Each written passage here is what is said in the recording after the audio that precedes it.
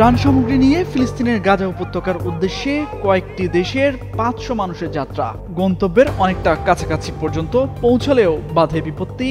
আক্রমণ চালায় ইসরায়েলি সেনাবাহিনী। তাদের হাতে আটক হন নৌবহরে থাকা প্রায় সবাই। ত্রাণ সামগ্রী নিয়ে যাত্রার সময় এমন আক্রমণ যেন নাড়া দিয়েছে পুরো বিশ্বকে। ক্ষোভে ফুঁসে উঠেছে বিশ্বের মানুষ। এবার এই ঘটনায় কড়া প্রতিক্রিয়া জানিয়েছেন তুরস্কের প্রেসিডেন্ট রিসেপ তাইয়েপ এরদোয়ান।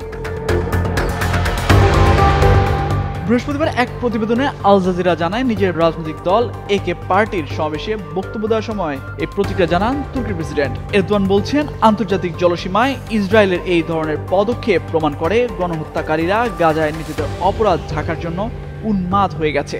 নেতানিয়াহুর সরকার শান্তি প্রতিষ্ঠার সামান্যতম সম্ভাবনাও সহ্য করতে পারছে না। তুরস্কের প্রেসিডেন্ট বলেন, গ্লোবাল সুমুদ ফ্লোটিলা আবারও বিশ্বকে গাজার নৃশংসতা ও ইসরায়েলের হত্যাকারী চেহারা তুলে ধরেছে। ফিলিস্তিনিদের ছেড়ে না যাওয়ার প্রত্যয় ব্যক্ত করে বলেন, যুদ্ধবিরতি ও শান্তি প্রতিষ্ঠায় সর্বশক্তি দিয়ে কাজ করবে তুরস্ক।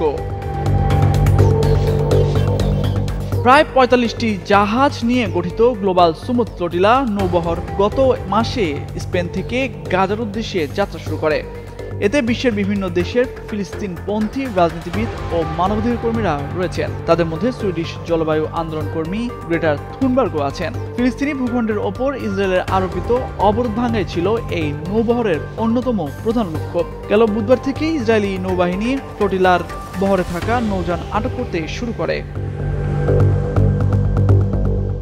এদিকে সামাজিক যোগাযোগ মাধ্যম এক্সে দেওয়া এক বিবৃতিতে ইসরায়েলের পররাষ্ট্র মন্ত্রণালয় বলছে, ফিলিস্তিনের মুক্তিকামী সংগঠন সুমুদ জাহাজের যাত্রীদের নিরাপদে ইসরায়েলে নিয়ে আসা হচ্ছে।